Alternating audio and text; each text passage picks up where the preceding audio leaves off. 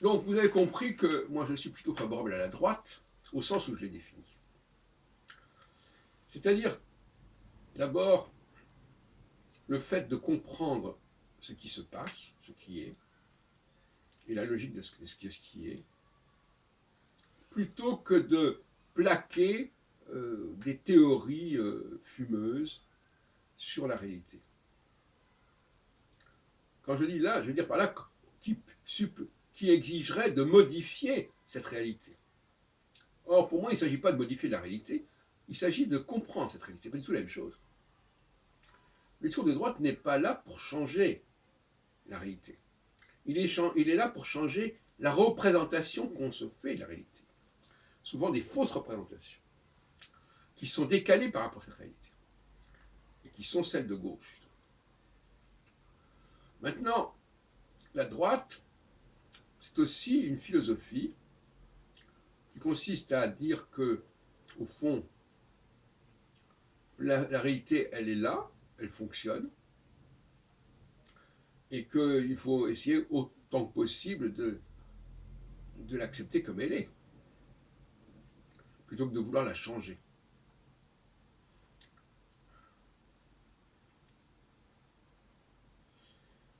Dans bien des cas, on se rend malheureux en voulant changer la réalité. En revanche, le fait de changer les discours, ça me paraît tout à fait souhaitable. De neutraliser des idéologies vaines et fumeuses, ça me paraît souhaitable. Et également, la question du désendettement, qui est toujours le signe d'un dysfonctionnement. Le signe qu'on a vécu au-dessus de ses moyens. Et vivre au-dessus de ses moyens, c'est justement, d'ailleurs Attali le dit assez clairement, parce que les gens, on leur a fait des promesses, on a parié sur l'avenir, on a dit que demain on raserait gratis. Et pour pouvoir réaliser ces promesses, eh bien, avant l'heure, de manière prématurée, eh bien, il faut s'endetter. Et s'endetter, comme dit Attali, c'est un pari sur l'avenir, c'est une façon de reporter les choses sur l'avenir en disant voilà, on va faire les choses maintenant, et puis bon, on verra plus tard pour régler tout ça. Donc, dans bien des cas, la sagesse veut de se dire après tout, ça fonctionne bien comme ça, pourquoi changer? On peut effectivement se mettre en tête de dire que telle chose n'est pas juste, n'est pas correcte, n'est pas équitable. Mais la notion même de justesse et de justice, elle est quelque chose d'artificiel de toute façon. Mais oui, parce que finalement, c'est quoi? C'est une volonté. On plaque de la mathématique, on plaque du géométrique, on plaque des abstractions comme ça sur la réalité. Et finalement, dans bien des cas, les gens pourraient se dire qu'après tout, ça ne fonctionne pas si mal,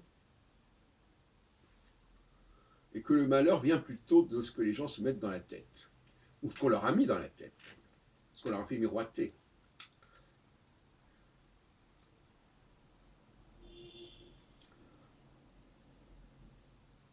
Dans bien des cas, ce que j'appelle la politique de proximité, mais proximité, ça veut dire aussi proximité avec soi-même.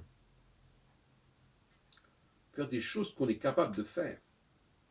Attendre de la vie des choses qu'on peut obtenir. Et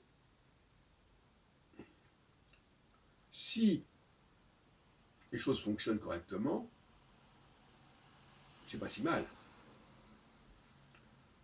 Alors, j'ai écrit il y a quelque temps que nous avons quand même un État-providence, que beaucoup de gens ont des allocations de toutes sortes, à toutes sortes de titres, et que ça leur donne des devoirs, de toute manière, envers la société.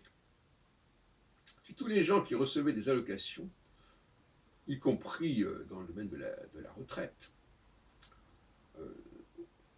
se disaient qu'elles devaient rendre des services, et gratuitement, puisqu'elles sont payées par ailleurs, c'est une contrepartie, les choses iraient certainement mieux. Et d'ailleurs, c'est ce qui se passe, mais l'un ou l'autre. C'est ce qui se passe. Donc, il n'y a pas tellement de décalage.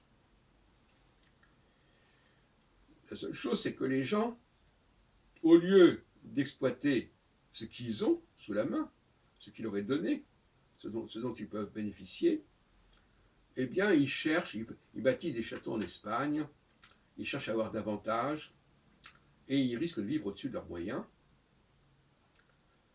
et de faire payer des services qu'ils pourraient rendre gracieusement, puisqu'ils sont payés par ailleurs. Ils ne sont pas payés pour ça, mais ils sont couverts par ailleurs, qu'on le veuille ou non. Et le problème, c'est quand on veut se faire payer, quand on n'est plus dans le troc, si on peut dire, quand on veut se faire payer, eh bien, on oblige les autres également à s'endetter quelque part. C'est un cercle vicieux. Si je fais quelque chose gracieusement, je n'oblige pas l'autre à sortir d'une relation normale d'entraide et de solidarité.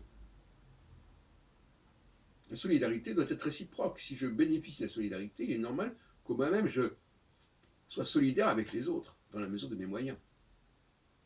Moyens, pas forcément financiers, mais moyens intellectuels, etc. À condition encore que les gens veuillent bien faire appel à mes services, etc. Qu'ils en connaissent l'existence. Ce qui pose aussi des problèmes de pouvoir compliqués. Parce que reconnaître les services de l'autre, reconnaître le rôle de l'autre, c'est parfois aussi problématique. Donc, une société qui effectivement a un gros budget pour aider les gens, devrait être aussi une société où beaucoup de gens font les choses bénévolement. C'est une sorte de logique. La vie associative, c'est quelque part souvent le fait de gens qui sont retraités ou qui sont aidés par ailleurs. C'est comme ça que ça devrait se faire. Et quand on est dans cette logique de la gratuité, il ne faut pas chercher à dire oui, mais c'est pas juste, ces gens-là devraient me payer, etc., etc. Il faut essayer de ne pas rentrer dans ce cercle vicieux, et je le dis pour tout le monde.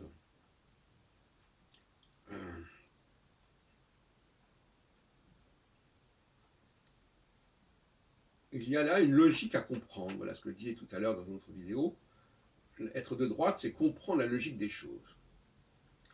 Et parfois, il y a une logique qui nous échappe, ou il y a un mode d'emploi qui nous échappe. Il faut essayer de comprendre que la politique française sociale devrait avoir un impact économique important. Parce qu'on dépense de l'argent, on donne de l'argent aux gens, sans parler du revenu universel proposé par Benoît Hamon pendant la campagne de 2017. On donne de l'argent aux gens, on leur donne des droits pour avoir cet argent. Bon. Et la question, c'est la contrepartie. Contrepartie qui peut se jouer dans le domaine social aussi, dans le domaine associatif, de services que l'on rend à la communauté, à la société.